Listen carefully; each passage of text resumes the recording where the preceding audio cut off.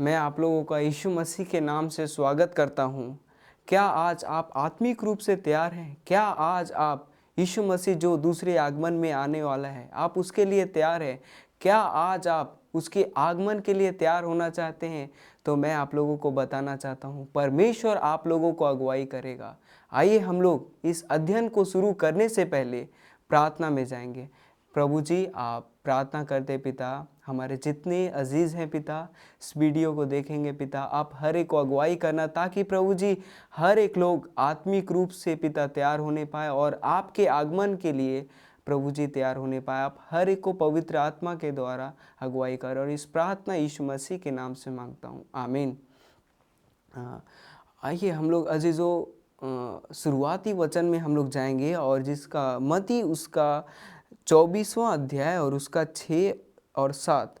तुम लड़ाइयों और लड़ाइयों की चर्चा सुनोगे तो घबरा ना जाना, क्योंकि इनका होना अवश्य है, परंतु उस समय अंत ना होगा। हाँ, हम लोग देख सकते हैं कि बोल रहे हैं इस वचन में कि तुम लड़ाइयों और लड़ाइयों की चर्चा सुनोगे तो घबरा ना जाना। आज हम लोग देख सकते हैं बीते हुए समय में भी बहुत सारा झगड़ा हुआ, लेकिन आज हम लोग देख सकते हैं लड़ाइयों और लड़ाइयों।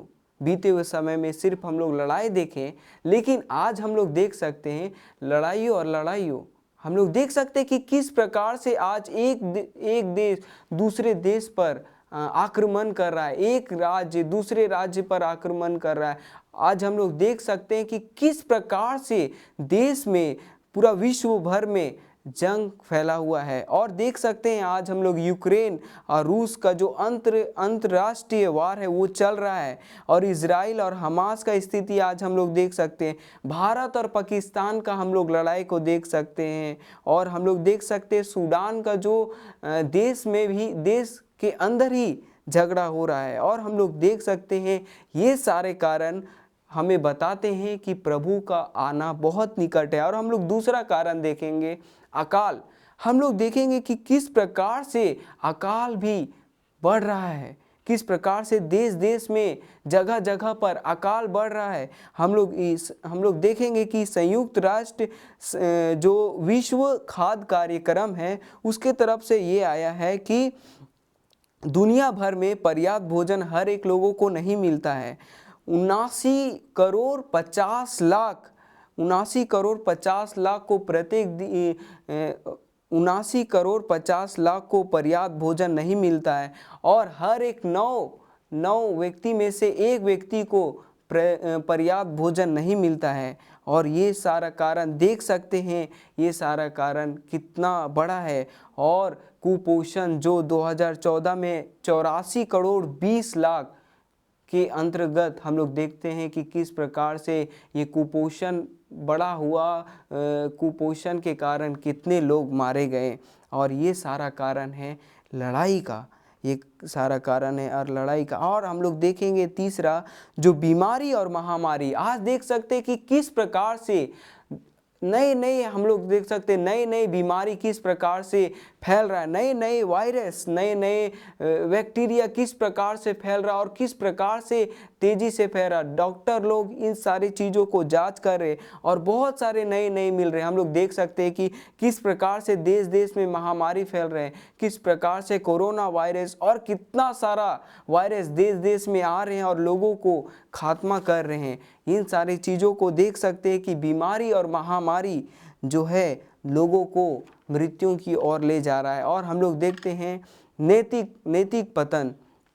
हम लोग देख सकते हैं आज लोग कितना बिगड़ रहे हैं, लोग आज परमेश्वर से कितना दूर चले गए हैं और कितना लोग गलत काम कर रहे हैं। आज हमारे बहनें जो अकेला जाना उनके लिए खतरे से खाली नहीं है, क्योंकि लोग गलत उनके अंदर में विचार है, उनके अंदर में एक दुष्ट विचार जो शैतान उनके जीवन में बो दिया है। उन सारी चीज़ों को देख सकते हैं। आज देख सकते हैं लड़के आपस में शादी कर रहे, लड़की आपस में शादी कर रहे हैं, और उनका चाल जो है, उनका चाल चलन पूरी रीति से बिगड़ गया है। हम लोग देखते हैं मत्ती उसका 24 अध्याय और उसका 37 में देखेंगे।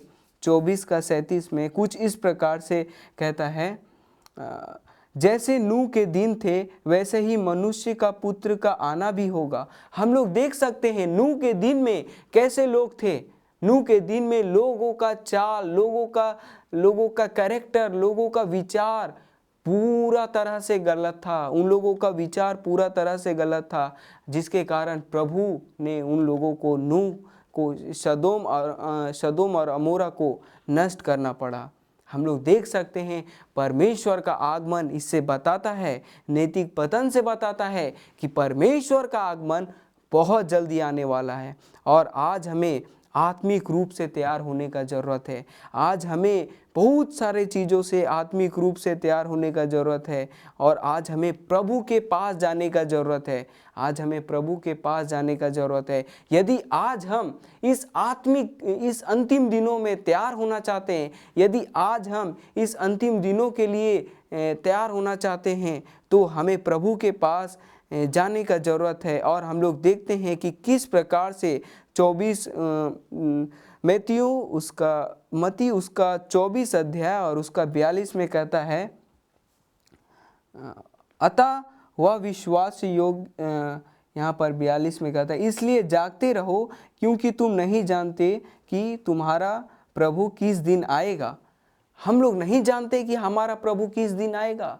रात को आएगा, सुबह आएगा, शाम आएगा, कब आएगा हम लोगों को नहीं पता। इसलिए हम लोगों को विश्वास के साथ उसके अंतिम दिनों में जब वो आने वाले हैं, हमें तैयार होना है। हमें अपना उस 5 बुद्धिमान कुंवारियों के समान अपना आत्मिक तेल जो है पवित्र आत्मा, हमें पूरी रीति से भर लेना है, ताकि जब यीशु मसीह आए तो हमारा दिया जलता रहे और हम परमेश्वर के साथ स्वर्ग उठाए जाएं। क्या आज आप आत्मिक रूप से तैयार होना चाहते हैं? क्या आज आप उसके आगमन के लिए तैयार होना चाहते हैं? अजीजों, मैं आप लोगों को बता देना चाहता हूँ, परमेश्वर आज आपको अंतिम दिनों के लिए तैयार करना चाहता है। परमेश्वर आज आपको उसके आगमन के लिए तैयार करना चाहता है। परमेश्वर नहीं चाहता है कि आप इस संसार में रहें। परमेश्वर नहीं चाहता है कि आपका मृत्यु हो। परमेश्वर नहीं चाहता है कि जब वो आए तो आप छूट जाएं। परमेश्वर नहीं चाहता है कि आप उसके साथ स्वर्ग में ना जाएं। इसलिए परमेश्वर आज आपको अपने पास बुला रहा है। क्या आज आप परमेश्वर के पास आना चाहेंगे? क्या आज आप उस 5 बुद्धिमान कुमारियों के समान अपने जीवन में पवित्र आत्मा को भरपूर रीति से रखना चाहेंगे?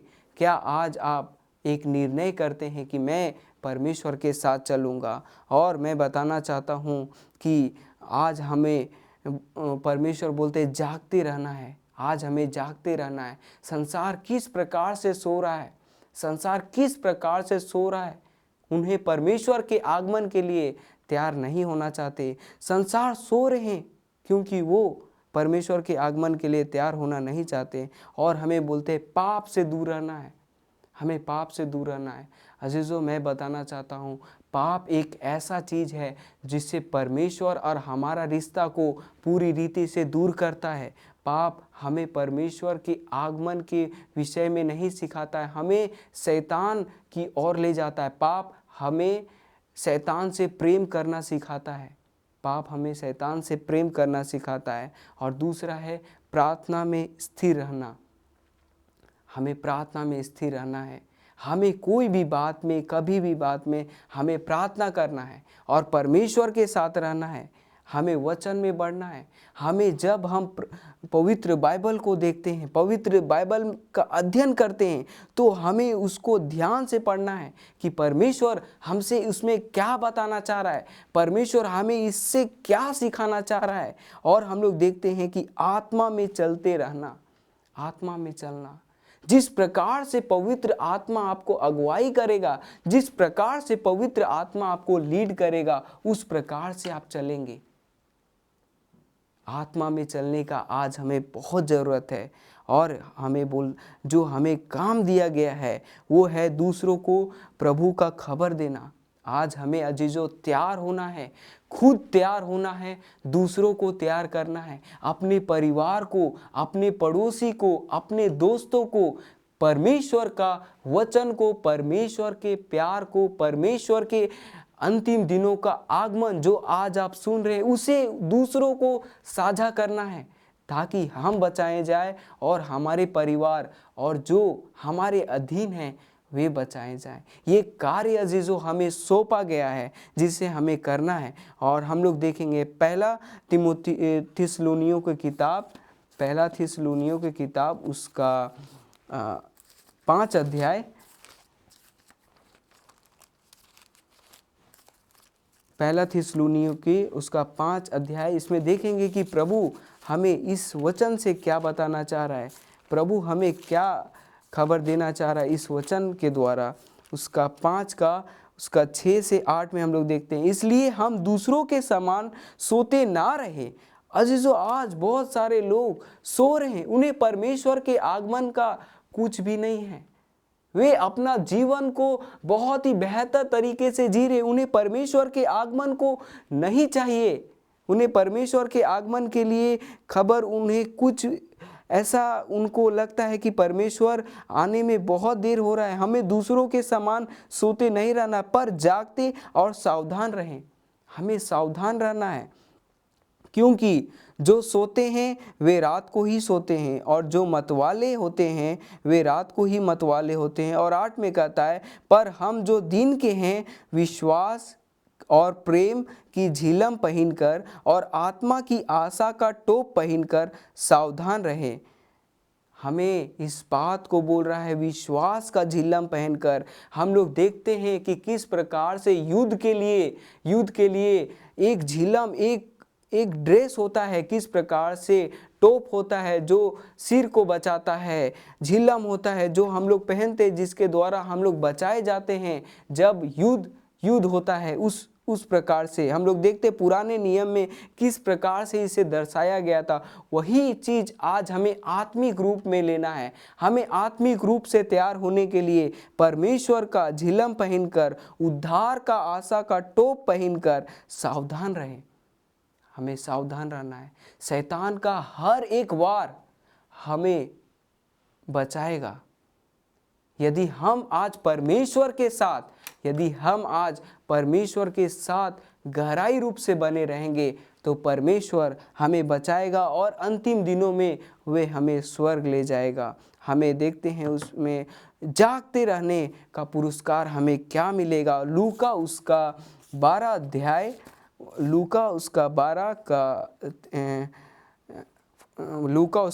का 43 में ऐसा कहता है, जो प्रभु के समय तैयार पाए जाएंगे उन्हें वह अपने साथ स्वर्ग ले जाएगा। यहाँ पर कहता है, धन्य है वे दास जिसे उसका स्वामी आते समय उसे ऐसा करते पाए।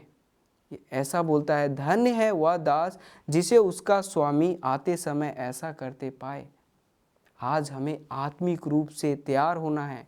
आज हमें आत्मिक रूप से प्रभु के साथ चलना है। आज हमें प्रभु का महिमा करना है, प्रार्थना करना है, वचन पढ़ना है, ताकि हम भी आत्मिक रूप से जिलाए जाएं। देख सकते हैं अजीजों, आज संसार में लड़ाई पर लड़ाई, अकाल, मृत्यु, महामारी, लोग दुष्ट हो चुके हैं।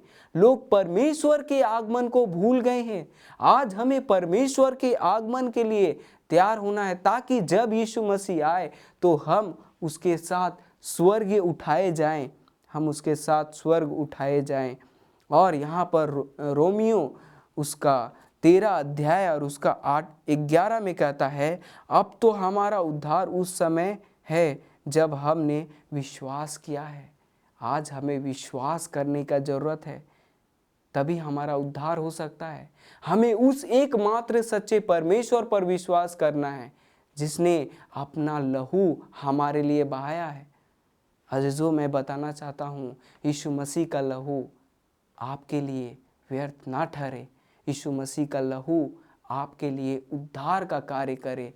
यीशु मसीह का लहू आपको अनंत जीवन दे, अनंत जीवन की ओर ले जाए। यीशु मसीह का लहू आपको एक नया और एक अनंत जीवन दे। अजीजों, मैं बताना चाहता हूँ, यीशु मसीह ने अपना दुख इसलिए सहा ताकि आपको और हमें एक अनंत जीवन दे सके। यीशु मसीह ने अपना दुख इसलिए सहा कि हमें हर एक मृत्यु जो शैतान के द्वारा आता है उससे बचाएं। यीशु मसीह का लहू हमें हर एक पाप से धो करके शुद्ध करता है और हमें परमेश्वर के समीप ले जाता है। और मैं बताना चाहता हूँ, अपने जीवन का जांच करें। आज हमें अपने जीवन के जांच करना है। क्या हमारे अंदर में वो गलतियां हैं? क्या हमारे अंदर में वो गलत विचार हैं जो हमें परमेश्वर के पास आने से रोक रहा है? आज हमें दाऊद के तरह प्रार्थना करना है।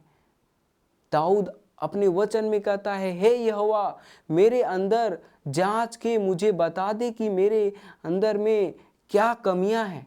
आज हमें दाऊद के तरह प्रार्थना करना है और हमें परमेश्वर से पूछना है कि आज हमारे अंदर क्या वो गलतियां हैं जो आज हम कर रहे हैं। हमें प्रार्थना करना है उस गलतियों के लिए। और मैं आप लोगों को बताना चाहता हूँ, पवित्र आत्मा जो हमें हमेशा मदद करने के लिए तैयार है, वो आपको भी मदद करेगा और आपको भी परमेश्वर के पास लेकर के जाएगा। और हमें जब परमेश्वर के वचन को पढ़ते हैं तो हमें उसे मानने का ज़रूरत है, हमें उसे अपने जीवन में अप्लाई करने का ज़रूरत है। जब हम परमेश्वर के वचन को पढ़ते हैं और जब उसे समझते हैं और जब उसे अपने जीवन में अप्लाई नहीं करते तो वे हमारा व्यर्थ है। आज हमें परमेश्वर के वचन को पढ़ते हैं तो हमें अपने जीवन में उसका अप्लाई करना है और हमें प्रभु के आगमन के लिए दूसरों को भी तैयार करना है। आज बहुत सारे लोग आशाहीन हैं। बहुत सारे लोगों का जीवन में कोई भी आशा नहीं है। बहुत सारे लोग अपना जीवन को खो दिए हैं, उनका आशा खो दिए हैं कि मेरा आशा कुछ भी नहीं है। उन्हें हमें आशा देना है कि परमेश्वर आपके लिए भी मरा, परमेश्वर का लहू आपके लिए भी है, परमेश्वर का लहू आपको भी शुद्ध कर सकता है और आपको भी परमेश्वर के पास पहुंचा सकता है। मैं आप लोगों को बताना चाहता हूं अजीजों, आप परमेश्वर के साथ चले और परमेश्वर आपको लीड करेगा। मैं आपको बताना चाहता हूं, आप परमेश्वर से दूर ना जाएं। परमेश्वर आपका रक्षक है, परमेश्वर आपका सहायक है, परमेश्वर आपका सहायक है और वो हर समय आपको उसके मार्गों पर ले जाएगा। परमेश्वर आपको मदद करेगा, पवित्र आत्मा आपको उसके मार्गों पर चलने के लिए सामर्थ्य देगा।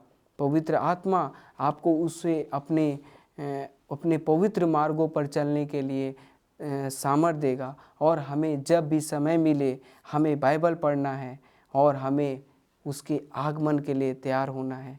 आज हमें देख सकते हैं कि किस प्रकार से लोग मर रहे हैं, आज किस प्रकार से लोग अपने जीवन में आशाहीन हो चुके हैं और उनके जीवन में कोई भी आशा नहीं है। हमें उसके लिए, उन भाइयों के लिए उस आगमन को तैयार करना है। उसके लिए हमें आत्मिक रूप से खुद तैयार होना है और दूसरों लोगों को तैयार करना है। अजीजों, मैं बताना चाहता हूँ एक छोटा सा स्टोरी। हाँ, एक पिता था और उसका एक बेटा। उन लोग दोनों एक नाव समुद्र था उसमें गए और पिताजी किनारे में बैठे हुए थे। उनका बेटा बोलता है, पापा, पिताजी, मैं थोड़ा दूर जाना चाहता हूँ, बोटिंग नाव चला करके मैं थोड़ा दूर जाना चाहता हूँ। पिताजी बोलते हैं, नहीं बेटा, आप मत जाओ, नहीं तो आप डूब जाओगे। बच्चा बोलता, नहीं, मुझे कुछ भी नहीं होगा, मैं जा सकता हूँ, मैं वो कर सकता हूँ, मुझे कुछ भी नहीं होगा। बहुत कोशिश करने के बाद पिताजी उसको बोलते हैं, जैसा तुम्हारा मन, लेकिन ज़्यादा दूर मत जाओ, अभी भी आ जाओ, अच्छा होगा तुम मत जाओ। लेकिन बेटा ने उनका बात को नहीं माना और वो उस बोट को लेकर के थोड़ा दूर गया। पिताजी बोला, अब मत जाओ, अब आप आ जाओ। वो थोड़ा दूर और गया, बोला, कुछ भी नहीं, सब कुछ ठीक है, चलेगा। वो थोड़ा और दूर गया। पिताजी फिर बोले, बेटा अभी भी आ जाओ। और थोड़ा दूर गया, बोला, बेटा अभी भी आ जाओ। ऐसे करते करते हुए खो गया समुद्र में। वैसे करते करते वे खो गया समुद्र में और वो देखा कि मैं खो गया हूँ और उसका पिताजी अब नहीं दिख रहा। ऐसा ही अजीज़ों आज हमारे जीवन में भी होता है। हमारे अंदर में जब पाप आता है, जो छोटी छोटी हम लोग गलतियां करते हैं, वे हम लोग नहीं देख पाते, जिसके कारण हमारा पाप प्रतिदिन छोटे छोटे गलतियां बन करके एक बड़ा पाप आ जाता है, जिसके कारण बहुत सारे लोग परमेश्वर से दूर हो गए हैं। आज मैं बताना चाहता हूँ, आज भी परमेश्वर किनारे पर है और वो आपको देख रहा है। भले आप उसको नहीं देख पा रहे हैं, आपको वो देख रहा है और आज आपको अपने पास बुलाना चाह रहा है। क्या आज आप एक निर्णय करते हैं कि आप परमेश्वर के पास आएंगे और आप परमेश्वर के आगमन के लिए तैयार होंगे? आज आप परमेश्वर के पास आना चाहते हैं तो आइए परमेश्वर के पास और परमेश्वर का महिमा कीजिए। परमेश्वर आपको सामर्थ देगा उसके वचनों पर चलने के लिए।